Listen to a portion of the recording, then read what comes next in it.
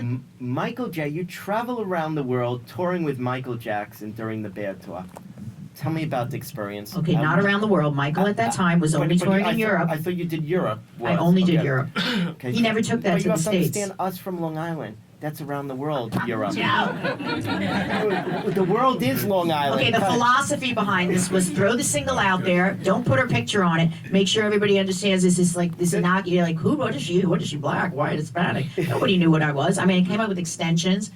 It was the process of an incredible LGBTQAZ team that took me in an apartment, put extensions in. Somebody came out with a crimping iron, and next thing you know, I had red lips. I spent a lot of time on 2nd Avenue and St. Mark's.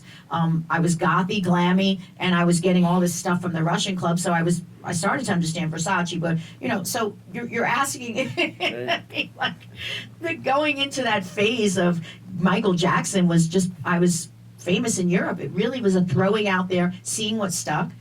They did sign the single, but I told you the reinvestment was rather low. But tell me when you're touring with Michael. Okay, but the call came in. I was in a club in Boston. Yes. Because it broke in Europe first. So the call came in. I had 2 singles out in Europe already, and that was "Prove Your Love" finally. But it was 6 months in between. I wasn't nominated for Grammys till 2 years after I had submitted and released "Tell It to My Heart." There was no album, guys. There was nothing.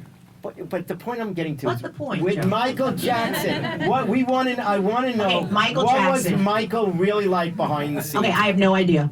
Come on. He hung out with kings and queens, and he was in Monaco. He was never with. I was out with Sheryl Crow. She was nobody. She was the background singer. Greg Philliganes, and these are like the top musicians and people in the world, of course. And Sheryl was just, trying to make. She was his background singer with the big hair, doing, I can't love in you. What did that do? I had. I can't. Yeah, what was that song? Come on. Oh, We forget have it. Michael Jackson fans. I Yeah, can't. come on. Yeah, but how did it go? Never mind. I understand how it goes, and we were topless on the beaches in Nice, Barcelona. I'm just telling you, it was 2 shows a week. Michael had 150 trucks. Do the math. He was the biggest artist in the world, the greatest artist, the greatest entertainer. And I'll tell you a couple of short stories about it. But all I know is I met his manager, Frank DeLeo, that was the Sony king, and broke Michael. And Michael took him out of promotion department and said, "You're gonna manage me." And Frank's like, "All right," and ended up in Goodfellas and everything else. But at the end of the day, I met him on that show, and he goes, "I'm going to manage you after this, Taylor." And I go, "All righty then," and that's that. It's in the book. But I will say, Michael, I met once or twice, and he told Frank, "I just don't understand. She's exhausting my audience." And he's like, "Michael, take it easy. She's not exhausting me." I'm like, "You're hosing down your fans." Michael loved the fandemonium. He was the greatest manipulator of marketing. Incredible. And he loved his fans, and he loved to raise the bar, heighten.